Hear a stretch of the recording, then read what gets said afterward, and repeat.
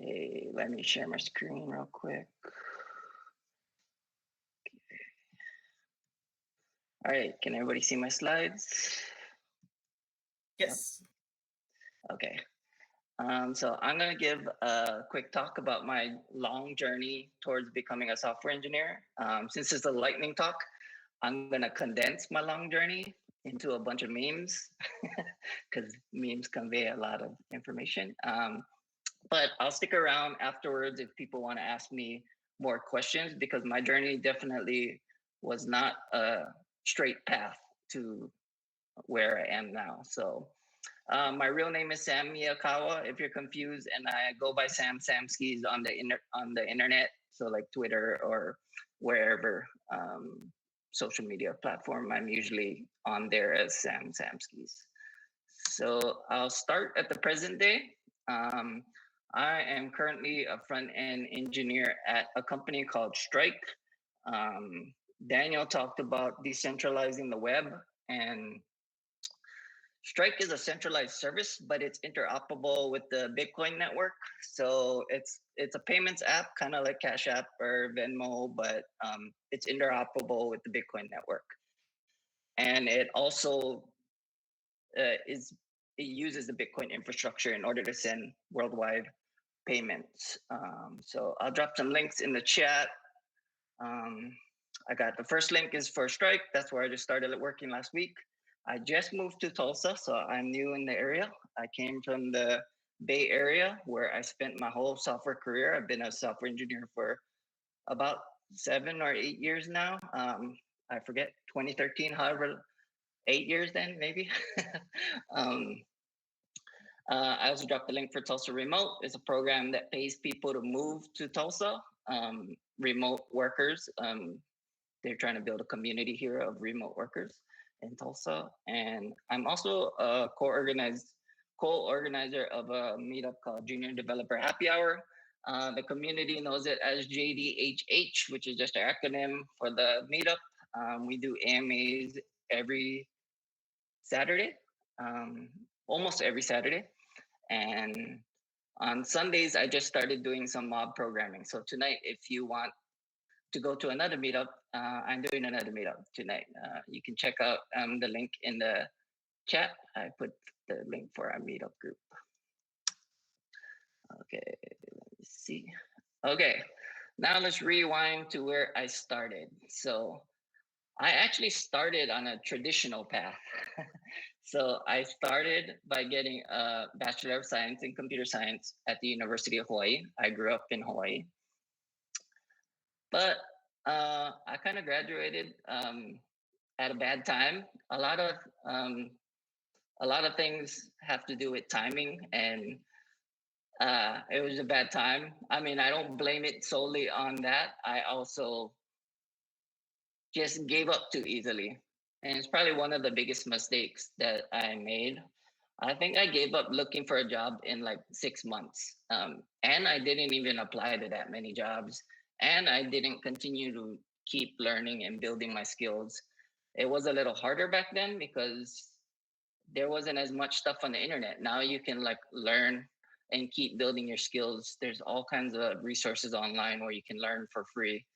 So I kind of started the Junior Developer Happy Hour to like encourage people to just keep learning. As long as you keep getting better and meeting people, you you should be able to. Opportunity should arise, in my opinion. So I gave up within 6 months, and I ended up working in the mortgage industry because the mortgage industry was popping back then. That's when it was starting to boom. This is two, 2002, 2003. I forget when I started working in the mortgage industry. My first job out of college was actually at Kinko's, which is now FedEx office.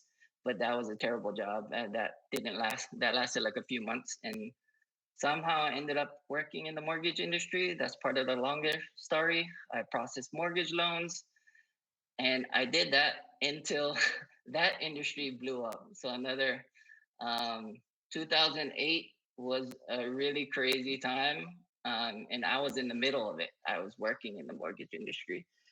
So I worked in a small mortgage broker's office in San Francisco, and I my coworker got laid off, and my hours got cut in half, and I didn't really like doing it. It was a really stressful job, and I was just pushing paper. I was pretty much just processing mortgage loans, and it wasn't really fulfilling. I did it just because it paid the bills. So I quit. And I looked for ways that I could leave America just because it was kind of depressing at this time. Like it seemed like the whole world was gonna collapse. It was a crazy time for the people that were working in that era. So I researched how I could go live in another country, and I stumbled across the Peace Corps. It seemed like the best option to go live in another country, and I got sent off to West Africa, and I was in Togo. I did my Peace Corps service in Togo. That's 2-year service. And then when I was done, I still didn't know what I wanted to do. So I joined Peace Corps Response, and I went to Burkina Faso, which is right next to Togo. And that was a shorter program for about a year. And then while I was in the sub-Saharan desert, I somehow found out about coding boot camps. So I went to Dev Bootcamp. That's another longer story. Each of these slides is like a long story. So I applied as soon as I got back uh, from Burkina Faso. I applied to the boot camp. I got in. There was a long wait because this was the first coding boot camp that came out, and everybody was getting like high-paying jobs. So there's a lot of hype on it. So I had to wait a long time, probably like 6 months till start the program once I did get accepted. And then when I graduated, I didn't do what people normally do after they graduate boot camp. I didn't apply for jobs. I just kept hacking. I don't think there was any specific reason. Like I didn't not apply to jobs because I didn't think that would work. I don't know why. I just do what I want to do. That's just kind of my style. And I had a little bit of money in the bank. I didn't have that much money. I spent almost my whole life savings to go to the boot camp. But I did have enough to survive, so I just kept hacking eh, until until I needed money. So um, what I did is I did a lot of hackathons. I did tons of hackathons, and I was in San Francisco, so I got to take advantage. There's meetups every night in San Francisco, or there was at the time.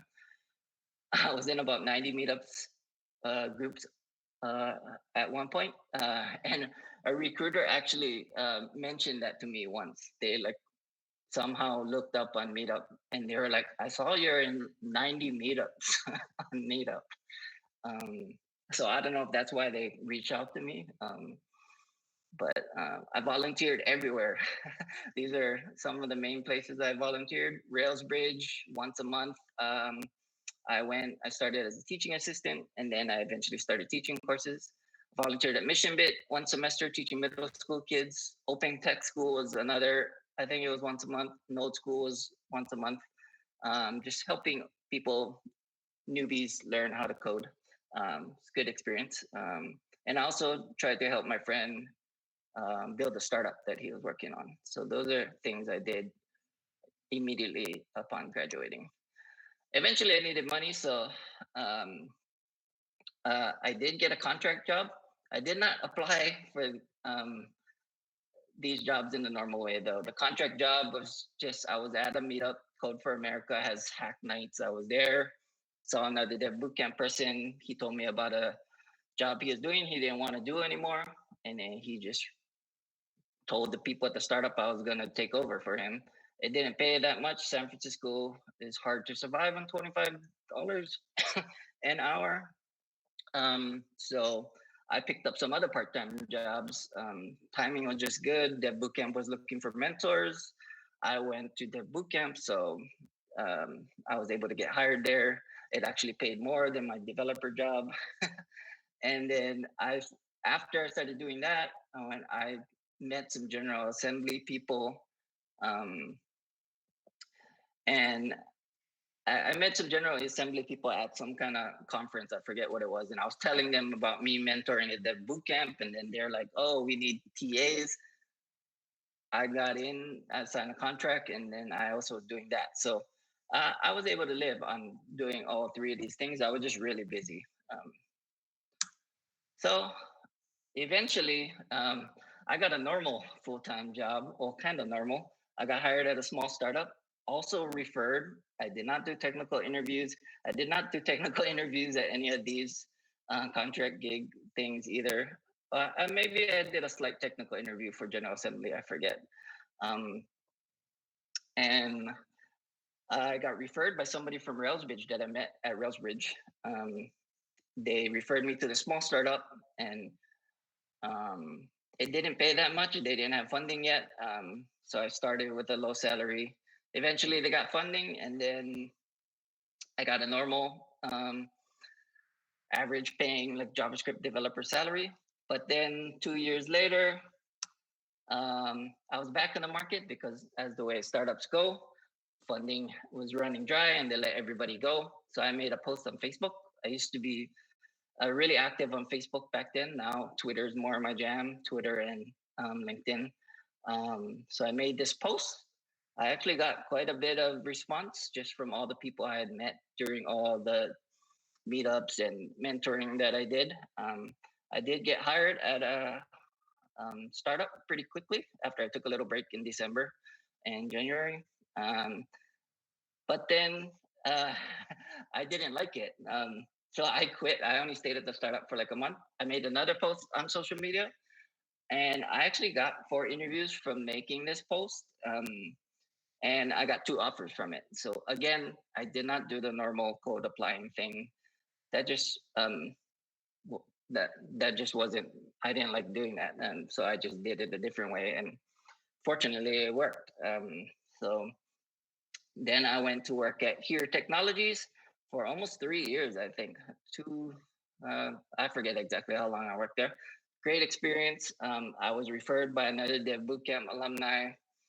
And then me and him worked on the same team, both doing front end for a while. Building internal tools is a mapping company. And then I did a short stint at Pivotal Cloud Foundry. They do 100% pair programming, test driven development culture.